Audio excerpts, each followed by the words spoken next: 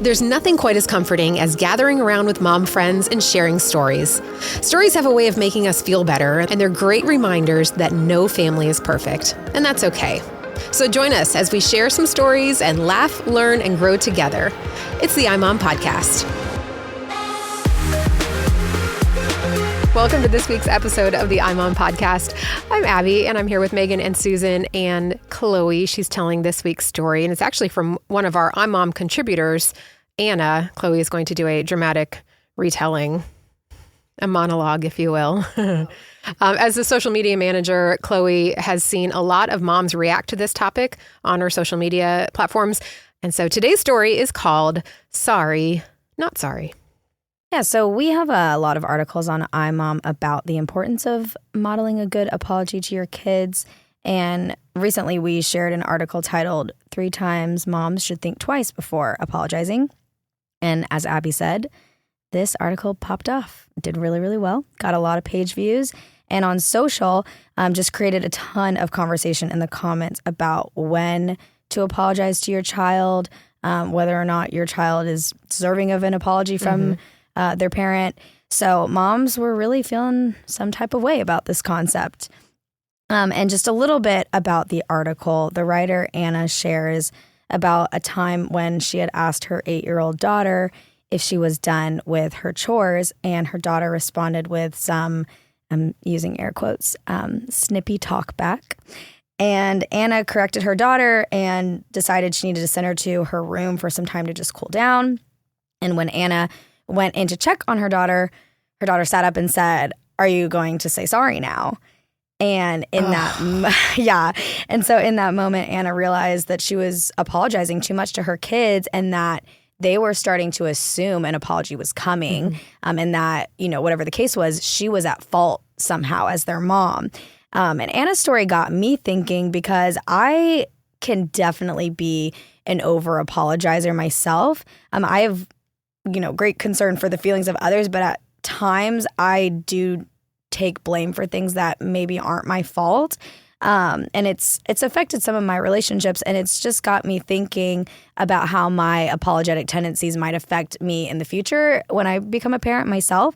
So to you, ladies, I would love to ask, how do you know when it's the right time to apologize to your kids?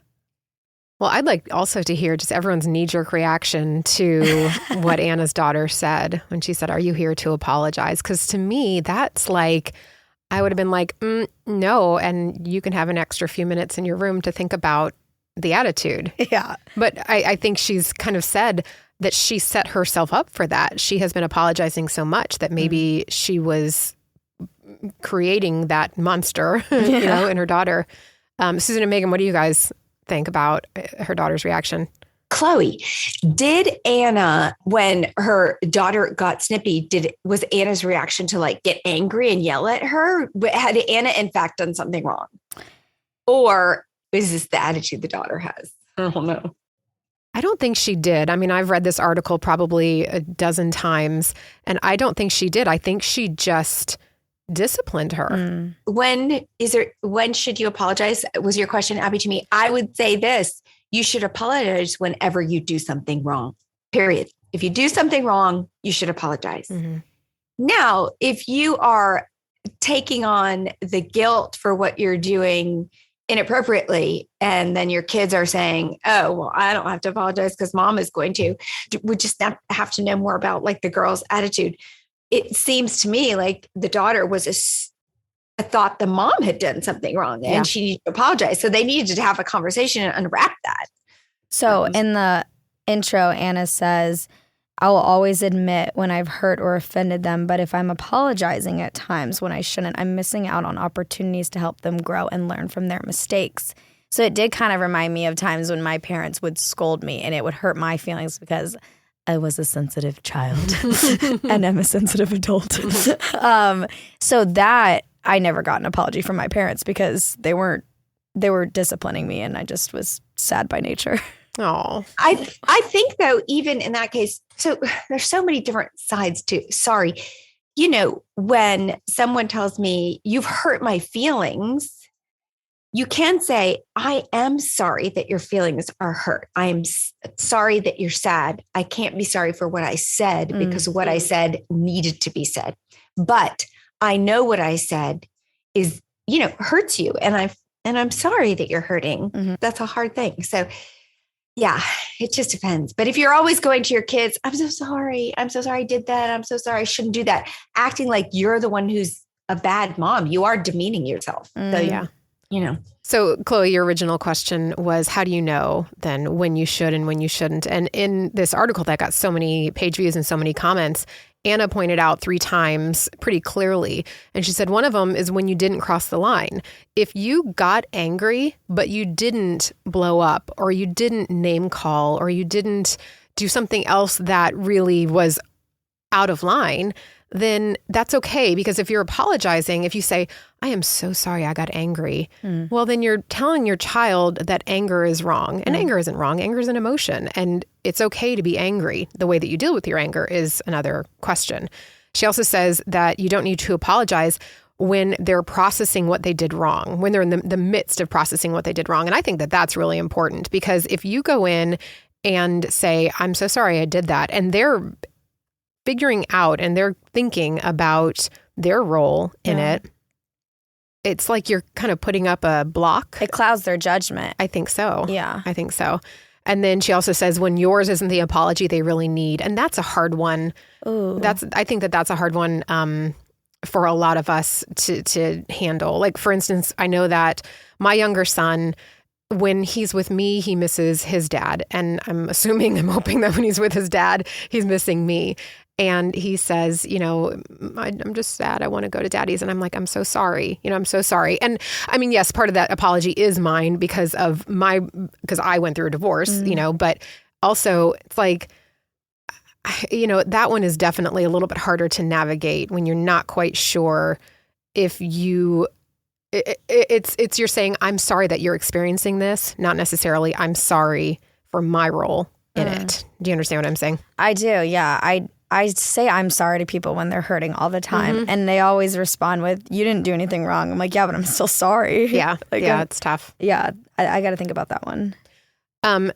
Susan, do you think any of your kids would have fallen into this category that Anna's daughter did, like a kind of wanting you to apologize for any kind of parenting?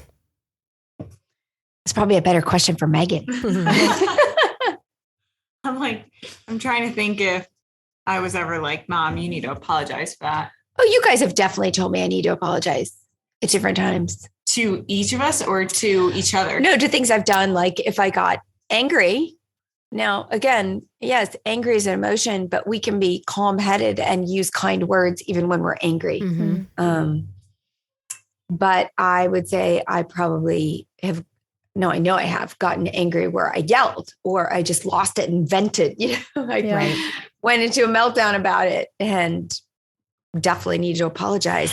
I actually have vivid memories. I feel like the memories of me wanting you to apologize were if you and Dad were like fighting about something. Oh, for sure. That like really bothered me, even though it's good for your kids to like see you fight with your spouse, I think, because I think I have friends and other people that like never saw their parents fight. So then they thought fighting was bad. So that's another podcast episode. But I think like whenever my parents would fight, I'd be like, please say sorry to each other. Like, make up. That's an HR girl. Megan's handling the relationships in the house. I'm setting my parents to mediation. That's good. Well, and I think that you kind of just touched on something else, Megan, is that most of the time, I think that apologizing to your kids or letting them see you apologize is good because then they learn how to do it. And they learn that, conflict isn't a bad thing. It's an opportunity to grow closer through the makeup. Yeah. Yeah. And expressing yourself. It's interesting. I'm actually experiencing the exact opposite problem right now. I have a child who will not say sorry ever. Like he will sit in timeout. I've never seen a 3-year-old sit in timeout for as long as he will to not have to say sorry. It's so extreme because I'm here with Megan right now that I'm making such a big deal about saying I'm sorry to him. Like I had to pack his backpack the other morning and take him to school and I forgot he's going to this little swim camp. And so that you need to change your clothes in there. I forgot to pack underwear. Oh no. He's like he's 3 years old. He's patting his shorts and he's telling us he has no underwear. And it dawned on me, oh my goodness, I forgot to put underwear. I grabbed a change of clothes and no underwear. And I can't tell you, I think I said 5 times, James, I am so sorry that Marmy, even though he thought it was funny, Marmy forgot to pack you underwear.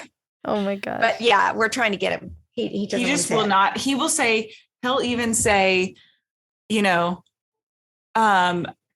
like I hurt you or whatever. Like he will acknowledge everything. He will, for some reason, saying the 2 words, I'm sorry, is like pulling teeth for him. So I don't know what it is. I don't know if he doesn't want to admit it or tells you the devil's in it right there. It's a good thing we need to be doing more. Right.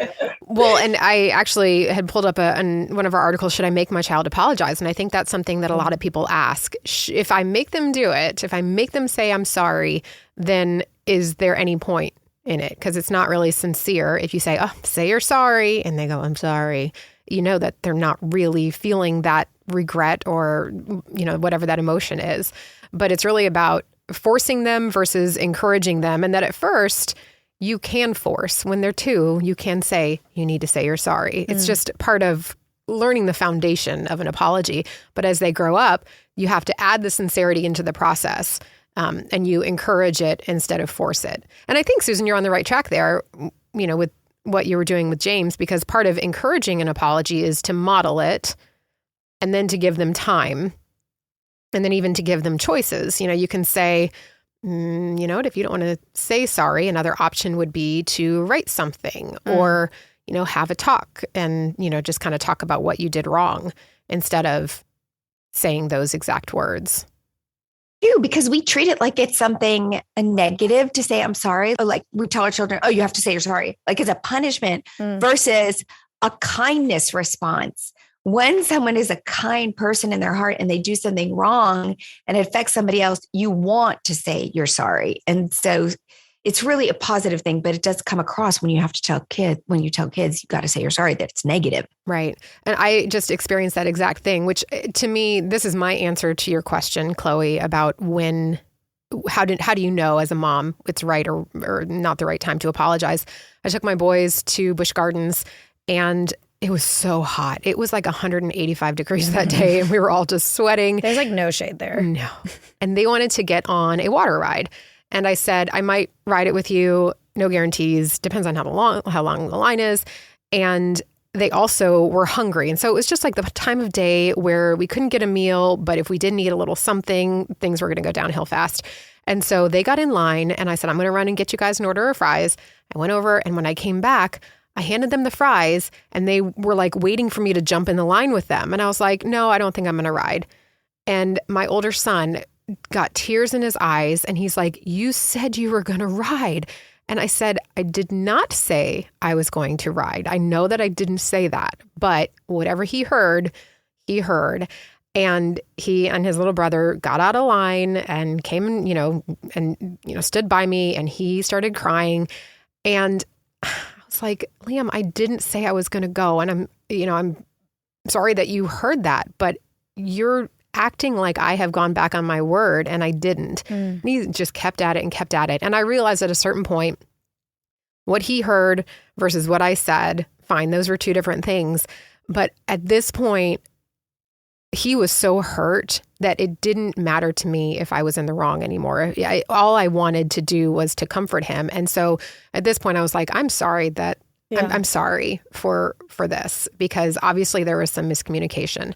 So I think that there's not necessarily a clear answer to when it's time to apologize or not, except that when you notice your child is really hurt, whether you did something intentionally or unintentionally, it's time to apologize, because, that hurt my heart that he was so upset with me.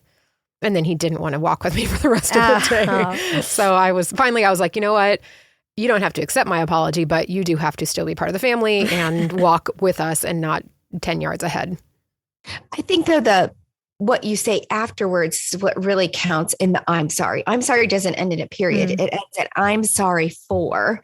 And in this case, you're sorry that there was a miscommunication and then he got his hopes up. You're not sorry that you didn't say something you did say. it's not that case. And I think that's the point of the I'm sorry, and knowing as a mom, you can be sorry about your child's heart about something and still not saying you're sorry. I'm sorry I have to discipline you, but you made the wrong choice. But it hurts my heart to have to discipline you. Right. So I am sorry I have to do this. I'm not going to apologize because I'm doing it. I'm apologizing. You're not apologizing. And that's different. I'm sorry isn't always an apology. Does that make sense? Yeah, that there are so many layers to the phrase. Yeah, like you said, you're not apologizing, but you are sorry for the situation. Mm-hmm. Have you guys heard, I know you've heard obviously of the love languages. Have you heard of the 5 apology languages? No. Well, there is an iMOM article on it. Thanks very much. So I'm curious to know your apology language. So I'm going to tell you guys the 5 languages, and you tell me the one that you think you are. You ready? All right. The first one is expressing regret. So this basically is focusing on your behavior, the pain you caused, and how the two are connected. For example, one time I ordered invitations to a party. I ordered them through an online printer, and I was given a delivery date, which came and went, never got a response from the customer service person. When I finally did, it said they were shipped today. That's it. No apology, nothing like that. And so I followed up with the complaint because I was like, you never told me. And they said, well, but you have your cards. If they had said, we're sorry for the delay and any inconvenience it caused you, it would have totally redeemed them. But they expressed zero regret. And that really, really bugged me. So that to me, I feel like expressing regret is the one that triggers me, or that's my apology language. The next one is accepting responsibility. This is where you admit that you were wrong and that you messed up. So if your apology language is expressing responsibility, those words, I messed up, hold more weight than anything else. Third one, making restitution. That can be to offer a hug, to say, I'm sorry for what I did and you're amazing and you deserve to be treated better. It's just basically offering to make up for what you did. The fourth one, planned change. And that says, I see that I did something wrong and I'm going to do better in the future. And then the last one is requesting forgiveness. So sometimes part of saying I'm sorry and the way that you speak apology is by actually asking, can you forgive me? Or will you forgive me? Yeah, can we mend our relationship? Mm-hmm. Yeah. So I'm going to say them again, expressing regret, accepting responsibility, making restitution, planned change, or requesting forgiveness. Which one of those 5 do you think is your language? So, I mean, I guess I can see maybe leaning towards one more than the other, but I also feel like depending on the situation is what would warrant the different type of apology, if that makes sense. Like, I don't feel like I could be in one of these categories because I think depending on the situation, I might apologize in a different way. Yeah. Do you think that you have a go-to typically, like what you would say, in a pretty basic apology? Is it more about what we say, or is it more about what we want people to say to us? Well, it's both, just like the love languages. What you speak and what you receive they're usually the same thing, but they can be 2 different things. Is there one that you're thinking in your mind you fall into specifically? To me, saying the words I'm sorry or not, it's not really that big of a deal. I think expressing regret, because expressing regret means that you actually recognize the pain that you caused the other person. And I think that taking it full circle, it's not just I'm sorry for what I did. It's I'm sorry that it caused you this. I think there's probably something tied to this, like Enneagram. You're going to tell me, oh, this is because of your Enneagram or something. But I think I'm planned change. I think I like expect everybody to make mistakes once or do things or accidentally hurt somebody or whatever. But I always like to hear, it kind of says to me, you realize what you did and it's not going to happen again because you know what you're going to do next time. So I like to hear that. As someone who works under Susan, I think that I could see because you want to know what's the game plan moving forward? How is this not going to happen again?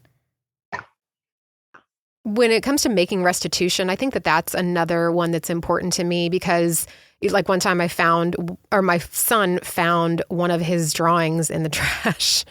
He brings home little sketches every day of like a slice of pizza with legs, and one day I put it in the trash and I didn't bury it enough and he got really upset because I'm sure the pizza had a name or something, and I said, I am so sorry. I didn't know that it meant so much to you. What can I do to make it up to you? And so the idea of doing something to fix it, to me, it just has to be more than words, I think. Using the right words and then doing something to make it right. But I think it makes sense to find out your kids' apology language, Megan, I would think you'd be restitution. You like gifts. Yeah, but how do you provide restitution for? Well, you could buy flowers or something. Or, Megan, you could get a big that. hug from somebody because we know you like physical touch. Yeah, I would be neither of those. I would like for someone to buy me flowers, but I'm not going to buy them flowers. If you give Megan a big hug, you better apologize. If you give me a big hug, you better apologize for that. BJ knows if he's going to say hello to me and give me there's a guy who works in our office, it's probably going to have to be edited out, but yeah. BJ, this is for you. If you hug me, you have to apologize. With a flower. Oh, no, I'm just kidding. With flowers. With a gift. I don't like restitution. I feel like people, like anytime I've been in a situation where someone has hurt me and they give me a gift or something, I feel very weird about it. I think because gifts are one of my last love languages. So I'm like, why are you giving me this? Like, it doesn't change what happened because I care more about the relationship than I do about like a material item. So I think out of all these, accepting responsibility is probably the biggest one to me because I just want to know that you understand what you did. Yeah. I don't need you to because even I'm going to do X, Y, and Z. I'm like, well, I just would rather see you do X, Y, and Z. That feels like it's maybe an empty promise. Yeah. And I do agree. I think you said it, Megan, of like every situation's different and every person you're accepting an apology from is different. Like when my husband does something that upsets me, if he says he's sorry, he is so sorry. Like he feels really bad about it. So I don't need him to tell me like, I know I did this, and like, I know he knows that. So, but if it was somebody else, I may feel differently. So. Yeah. Where do you have kids, Chloe? Why? What is that? Like, what does that mean? I'm just saying, yeah, when they go running with the scissors, you're going to want to go, what's the plan next time? Okay. Yeah, true. Well, running with scissors, yeah, we're going to need a different game plan. So I thought that, I was doing the research. This is a Gary Chapman, also just like love languages. It's a Gary Chapman thing. Requesting forgiveness, to me, that felt like the least important to me. But I was shocked to read in the book that 1 in 5 people who were asked what they expect in an apology said, I expect him or her to ask for my forgiveness. Like the words, will you forgive me? That feels like a little bit too formal or something. I don't know. Is that because we're Christians and we're told we have to forgive? I don't know. No need to ask. To me, that just feels. Yeah, I don't usually ask for that. Or now, if I'll ask the person. Like if I say I'm sorry and I feel like it's not quite resonating with them, I'm going to say, you still seem mad. Do you forgive me? Oh yeah, I would say it then. Say it like that, yeah. If they're angry, but well, he says that is actually why it's important. It's because it shows that you want to see the relationship fully restored and that you're willing to give them the control. You are. Do you forgive me? Now I'm passing this control to you to determine whether or not we're okay. And that's why requesting forgiveness is one of the 5. Are we okay the same as do you forgive me? I don't think so. No. Well, and one thing I was going to say too, that I always think is interesting is when someone says, I'm sorry, do you say, I forgive you, or do you say it's okay? Because I feel like my default is to say, it's okay. It's not a big deal. Like, it's okay. And obviously it's not okay. Like if it's something big enough and they're apologizing for it, I don't know why we always I feel like for the most part, people's response is to say, it's okay. It's okay. Versus being like, mistakes happen, or I forgive you, or something else. I don't know where we got this, like, oh, it's okay. Yeah. I think it's, for me at least, it's part of just casual speak and not wanting to, I don't know, it's more comfortable to just say it's okay rather than tapping in maybe to that emotion of I forgive you. And, that's a more intimate that's a more intimate response to say, I forgive you, or, this hurt, but it's fine now. I actually remember I was babysitting this kid one time, and I don't remember what she did, but she did something that her mom felt warranted an apology. And so her mom said, oh, so-and-so has something she wants to say to you. And she said, I'm sorry. And I said, it's okay. And she looked at me super confused and was like, I said, I'm sorry. And I said, it's okay. And her mom was like, she wants you to say, I forgive you, which was what she was teaching her child, which I never really noticed the difference until then either. Well, that's what I was going to say, because I realized it the other day when James did finally say he was sorry for something. And I said, it's okay. And then he did something else and he said, it's okay. And I was like, no, it's not okay. Not okay. I think that's actually a really good point. When you're raising little ones and you want them to understand the gravity of what they did wrong, they'll hear you say it's okay, and they won't understand that what you mean is that it's all right that you hurt me because I'm going to forgive you because I love you. What they're hearing is it's okay that you did that. So I do think that's a good point. All right. So back to Anna's original story and how we can, if we are over apologizers, maybe how we can get better at that with our kids. Because we don't like conflict mostly as parents, as moms. We don't want to be in conflict with our kids. And those negative feelings are also uncomfortable. But we want to make things better in our homes. So, don't apologize simply for the sake of making things okay. Pause and ask yourself, did I really do anything wrong? Is my child learning from this? And is my apology the one that they need?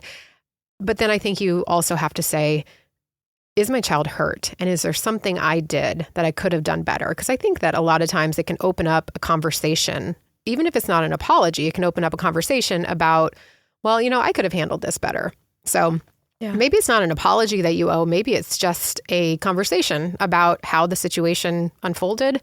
I think there's a lot of options outside of sorry that we don't use. Chloe, you mentioned that you apologize a lot. Have you ever apologized? Have you ever said, I'm sorry, when you've walked to a door at the same time as another person and you're like, who goes first? You're like, oh, sorry. Yeah. What is there to be sorry about? Nothing. It's really just you're present. You are there, and your presence is not something to apologize over. Yeah. So instead of saying sorry in all these situations, you could say, excuse me. You could say, hey. You could say, hey, watch where you're going. So I think it's instead of defaulting to sorry, whether it's with your peers at work, someone at the grocery store, or with your spouse or your kids, I think it's about being more intentional, with our words and thinking a little bit more before we speak. Yeah, that's good. All right. Do you think parents should apologize to their kids? And is it possible to over-apologize? There's a link in the show notes along with links to a ton of articles that we just talked about. And if you want to get more great articles just like those, be sure to subscribe to our iMOM Minute. And thanks for listening. The iMOM podcast is hosted and produced by Abby Watts, along with Susan Merrill, Megan Tigner, and Chloe Blumenthal. Edited by Isaiah Gunther.